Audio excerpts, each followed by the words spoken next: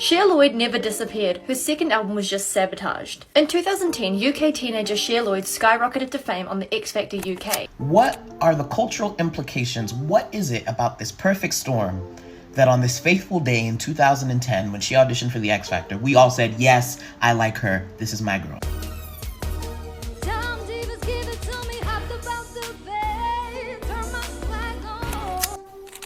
I didn't know there was a hate campaign against me, but okay. We always tell them to avoid any bad stuff like that. They've got to get out there on the Saturday night and perform, and we always get their head into a positive place. She's got so much support out there and so many loyal fans towards her. How do you feel you were portrayed? I was the villain that year, and I was only 16 years old. It seems wild. It was cool to hate Cher Lloyd.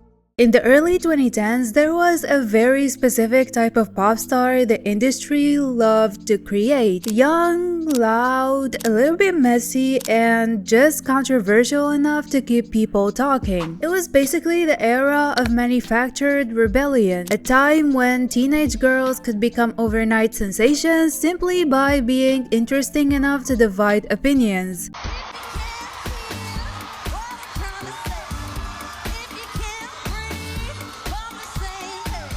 And for a brief glittering moment, Cher Lloyd looked like she was about to become that girl. She had the accent, she had the attitude, she had the catchphrases, the tabloid attention, and most importantly, a hit. You can't stop looking at me, staring at me, be what I be. But something strange happened. Despite all the ingredients for stardom, Cher Lloyd never quite arrived where the industry expected her to. She didn't become a long-lasting global superstar like some of her peers. She didn't dominate pop culture the way her early success suggested she might. Instead, she became something else entirely. A cautionary tale, a conversation piece, and one of the 2010s most famous almost pop stars. So today, we're diving into Cher Lloyd's career, a story about talent, timing, and the ways the pop industry can both create and quietly abandon its young stars. So without further ado, let's dive in.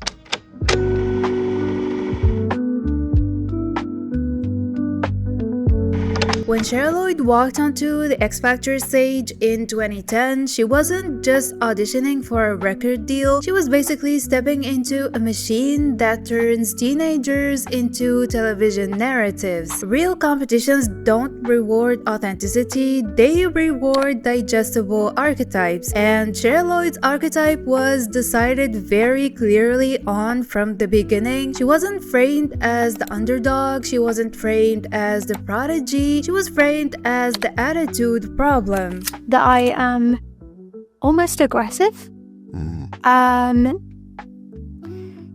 Tough, fiery, have an attitude problem. And whenever I meet someone new and they have a conversation with me, the response I always get is, "Oh, you're not at all like I thought you were going to be." From her very first performances, you can tell that Cher stood out for reasons that had little to do with her vocal ability. Because she rapped, she leaned into her accent, she spoke confidently in interviews, she did not visibly defer for authority. For a 16-year-old girl on British television, this was treated as a flaw. The judges regularly commented on her demeanor rather than her performances. How do you feel you were portrayed? I was the villain that year, and I was only 16 years old. The audience reaction became polarized, and slowly, subtly, the show trained viewers to see Cher not as a contestant, but as a test. Was she talented or was she annoying? Was she confident or was she arrogant? These questions followed her long after the show ended.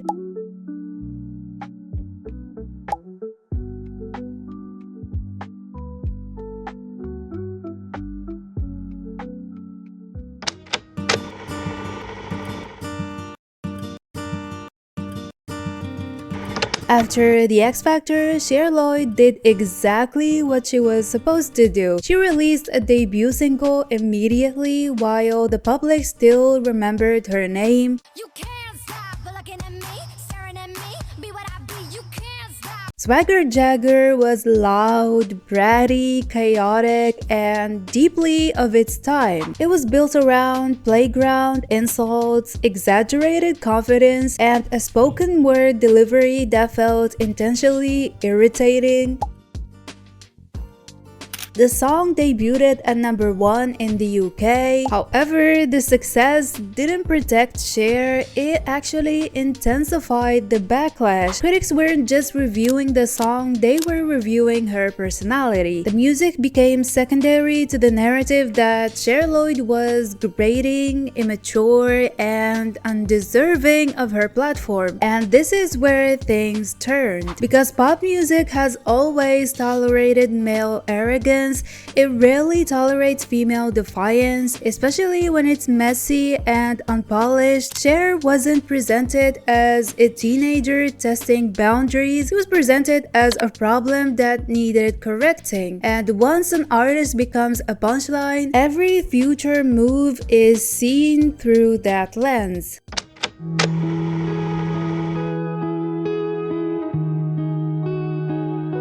By the time Cher Lloyd released her debut album, Sticks and Stones,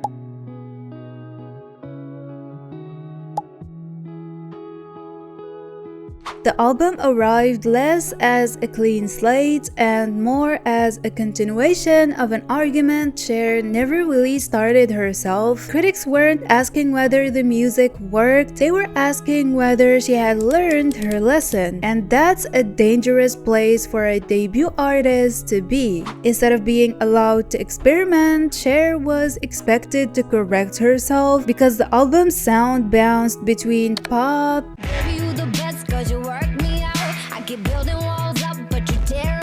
hip-hop influence, I got a flow that'll make you drop, I got a flow that'll make you pop, I got a flow that'll make your mother and your father call. bratty confidence, Ring the bell, let me teach you something, cause your mama never taught you nothing. Cover out, and moments of vulnerability. cause it's beautiful people like you who get old. Which for a young artist should have been seen as exploration. Instead, it was framed as inconsistency. However, the real issue wasn't the music, it was the way Cher responded to public criticism. I think people have misjudged me.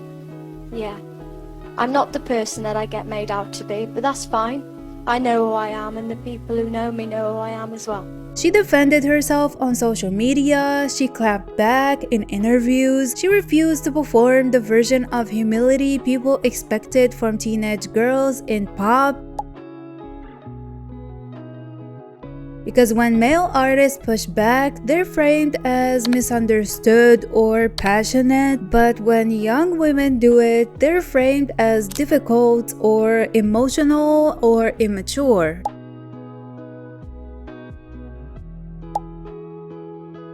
Industry support quietly thinned, media framing grew harsher. Every response she made became further evidence that she couldn't handle fame rather than proof that she was being subjected to it too early. The problem child label wasn't just commentary, it was a warning sign, one that told the industry it was acceptable to stop investing in Cher Lloyd.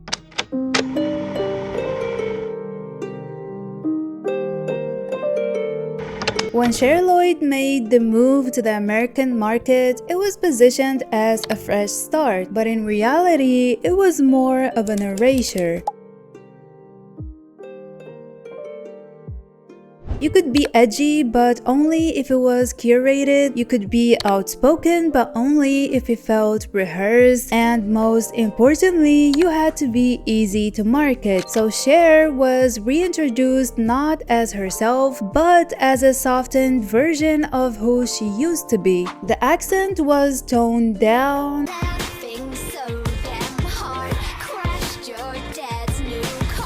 The styling became trend-focused rather than personality-driven. The sound shifted towards safer, radio-friendly pop, and for a moment, it actually worked. Her single, Want You Back, Boy, you can say anything you wanna. I don't give a no one else can have you. I want wasn't just a minor success, it was proof that Cher could connect when given the right platform. It fit perfectly into the early 2010s pop ecosystem and introduced her to audiences who had never seen her X Factor persona. However, here's the issue. Of course, there's an issue. The industry kind of treated that success as temporary. There was no long-term vision, no clear artistic identity being built. Cher wasn't positioned as a developing artist, she was more positioned as a pop option, someone to try out, someone to test, and when that initial momentum slowed, there was nothing underneath it to catch her. She wasn't edgy enough to stand out, she wasn't distinct enough to dominate, she existed in a limbo that pop music is notoriously unforgiving toward, and once an artist becomes optional,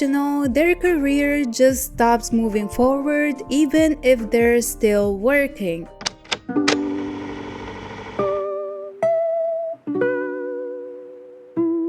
By the time Cher Lloyd released her second album, Sorry I'm Late, the industry had already emotionally moved on.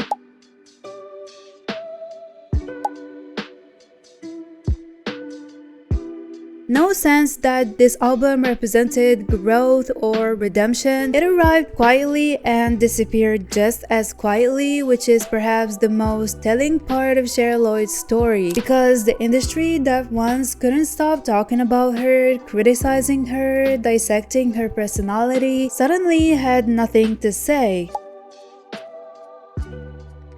Rather than forcing relevance or chasing validation, Cher chose something rare in pop. She stopped trying to prove herself to a system that had already decided who she was a long time ago. She focused on her personal life, she got married, she became a mother, and in doing so, she exited an industry that had consumed her youth without ever fully supporting her growth. There was no redemption arc because no one bothered to write one. No comeback narrative because the industry did not see value in telling it. And Cher Lloyd didn't crash out of pop stardom, she was slowly being pushed out.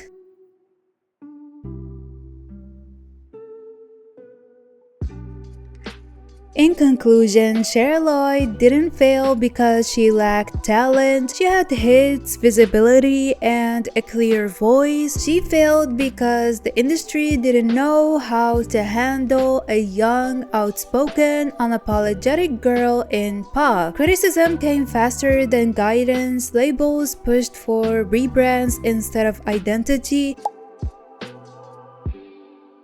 Cher Lloyd didn't vanish because she wasn't good enough, she vanished because the system wasn't ready for her. And maybe that's what makes her one of the 2010s most fascinating, almost pop stars.